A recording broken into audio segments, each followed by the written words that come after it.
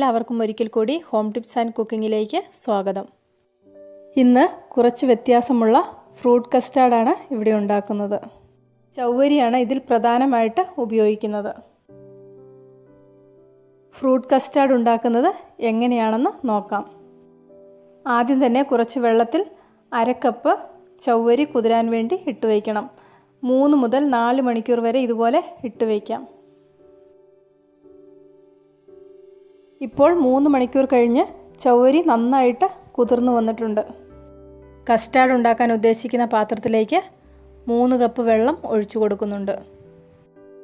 വെള്ളം തിളച്ചു വരുമ്പോൾ വെള്ളം ഊറ്റിക്കളഞ്ഞ ചൗവരി ഇതിലേക്ക് ചേർത്ത് കൊടുക്കാം. ചൗവരി ഇട്ടതിന് ശേഷം ഇതൊന്ന് തിളയ്ക്കുന്നത് വരെ വെയിറ്റ് ചെയ്യാം. തിളച്ചു വരുമ്പോൾ തീ കുറച്ചിട്ട് അടച്ചു വെച്ച് വേവിക്കാം.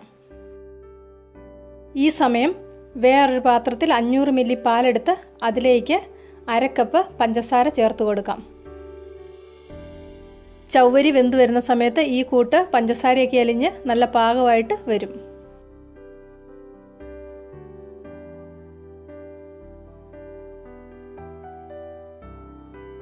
ചൗവരി ഏകദേശം ഇവിടെ വെന്ത് വരുന്നുണ്ട്.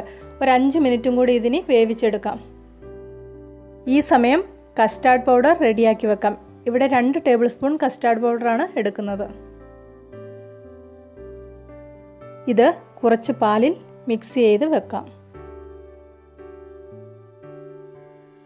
ചൗവരി ഇവിടെ പാകമായി വന്നിട്ടുണ്ട്. ഈ ഒരു സ്റ്റേജാണ് ഇതിൻ്റെ കണക്ക്.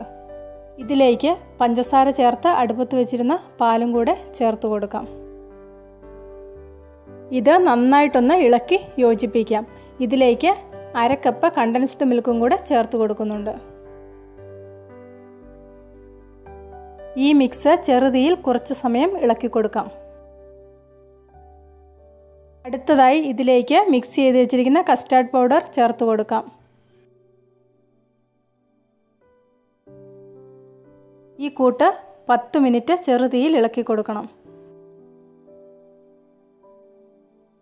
10 മിനിറ്റൊക്കെ ആകുമ്പോഴേക്ക് ഇത് കുറുകി നല്ല കസ്റ്റാർഡ് പരുവത്തിലായിട്ട് വരും. ഇവിടെ കസ്റ്റാർഡ് നല്ല പാകമായി വന്നിട്ടുണ്ട്. ഇനി ഇത് അടുപ്പത്ത് നിന്ന് മാറ്റാം.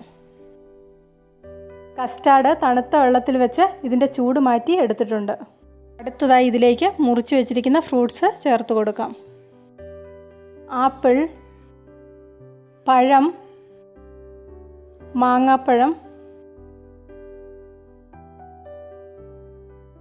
മുന്തിരി, പോമോഗ്രനേറ്റ്, ഇത്രയും സാധനങ്ങളാണ് ഇതിലേക്ക് ചേർത്തിരിക്കുന്നത്. ഡ്രൈ ഫ്രൂട്ട്സ് ഇഷ്ടമുള്ളവർക്ക് ഡ്രൈ ഫ്രൂട്ട്സും ചേർത്ത് കൊടുക്കാം. അടുത്തതായി ഇതിലേക്ക് 1/4 ടീസ്പൂൺ വാനില എസൻസും കൂടെ ചേർത്ത് കൊടുക്കാം. കസ്റ്റാർഡ് തണുത്ത് കഴിയുമ്പോൾ ഈ ഒരു പാകത്തിലാണ് വരുന്നത്. കസ്റ്റാർഡ് നല്ല പാകമായി വന്നിട്ടുണ്ട്. ഇതിനി 2-3 മണിക്കൂർ ഫ്രീസറിൽ വെച്ച് തണുപ്പിച്ച് ഉപയോഗിക്കാം. എല്ലാവരും ഒരു പ്രാവശ്യം ഇതുപോലെ ഫ്രൂട്ട് കസ്റ്റാർഡ് ഉണ്ടാക്കി നോക്കണം. എല്ലാവർക്കും ഇതിൻ്റെ ടേസ്റ്റ് നല്ലവണ്ണം ഇഷ്ടപ്പെടും. ഇന്നത്തെ റെസിപ്പി ഇഷ്ടപ്പെട്ടെങ്കിൽ ലൈക്ക് ചെയ്യണം. നിങ്ങളുടെ അഭിപ്രായങ്ങൾ അറിയിക്കണം. കൂട്ടത്തിൽ ചാനൽ സബ്സ്ക്രൈബ് ചെയ്യാത്തവരാരെങ്കിലും ഉണ്ടെങ്കിൽ സബ്സ്ക്രൈബ് ചെയ്യാനും മറക്കണ്ട. പുതിയ ഒരു വീഡിയോയുമായിട്ട് വീണ്ടും കാണാം.